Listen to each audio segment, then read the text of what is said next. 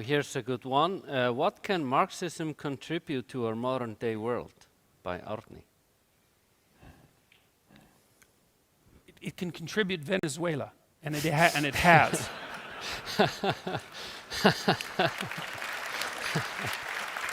So I'll be a little bit less cynical in my answer, but we've seen what it can contribute. I don't know how many bloody times we have to run the experiment. No, that wasn't real Marxism. I know what that means. I know what that sentence means.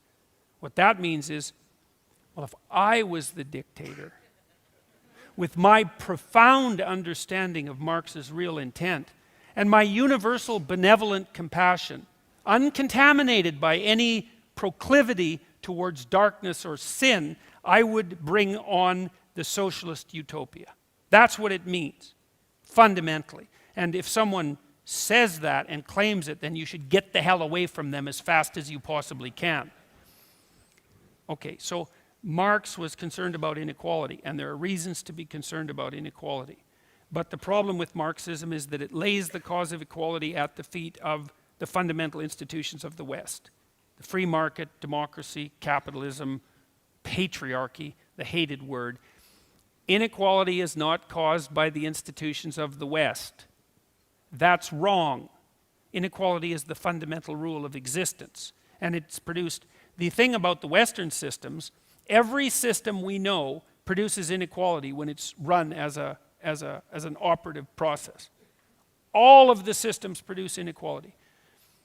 What we've developed in the West is the only system that produces wealth along with the inequality.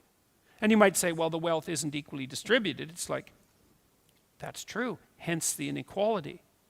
But at least there's some wealth. You know, the number of people in absolute poverty in the world halved between 2000 and 2012. 3 years faster than the UN was hoping for in its most wildly optimistic projections. People are getting comparatively richer at an absolute level with unbelievable speed. It's never been seen in the entire history of the planet.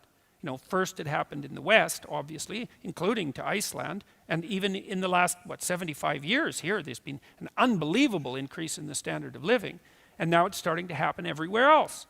The fastest growing economies in the world are in sub-Saharan Africa. That's a hell of a good deal. There's no starvation in China. There's no starvation in India.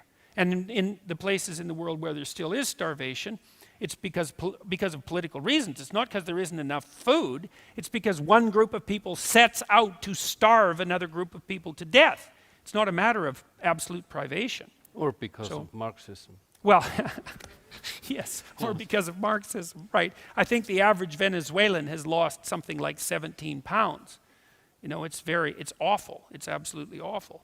So I don't think that Marxism has a damn thing. I think Marxism has already contributed enough millions of corpses to have finished with its contributions, personally.